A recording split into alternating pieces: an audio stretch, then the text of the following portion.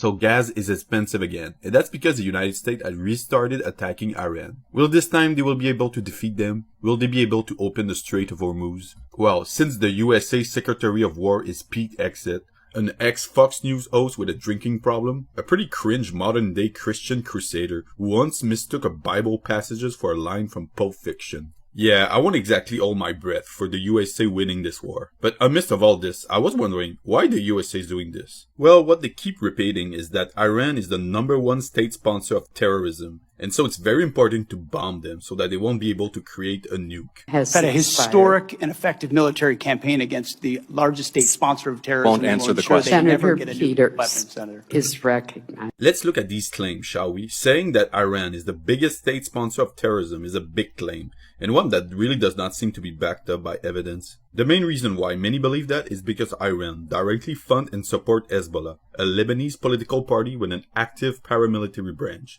that has done things that most would consider kinda terrorist. Fair enough. That being said, let's talk about Saudi Arabia. Saudi Arabia arguably remained the most prolific sponsor of international Islamic terrorism, allegedly supporting groups as disparate as the Afghanistan Taliban, Al-Qaeda, and the Al-Nusra Front. Saudi Arabia is said to be the world's largest source of funds and promoters of Salafist jihadism. So here's the thing, the vast majority of scary Islamic terrorists are Sunni extremists. Most of them abide by an ideology known as Salafist jihadism. The Taliban, ISIS, Boko Haram, Al-Shabaab, and Al-Qaeda are responsible for more than 80% of all victims of Islamist terrorist attack.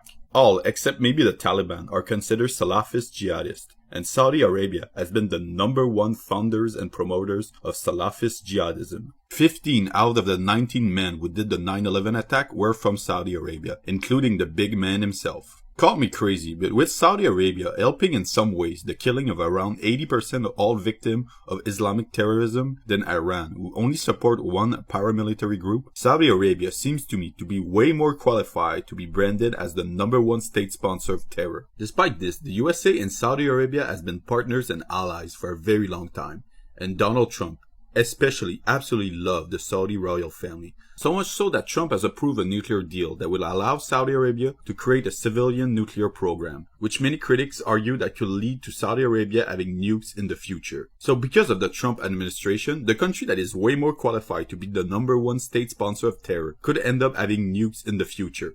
I mean, just bravo, America. Good job. Mission accomplished.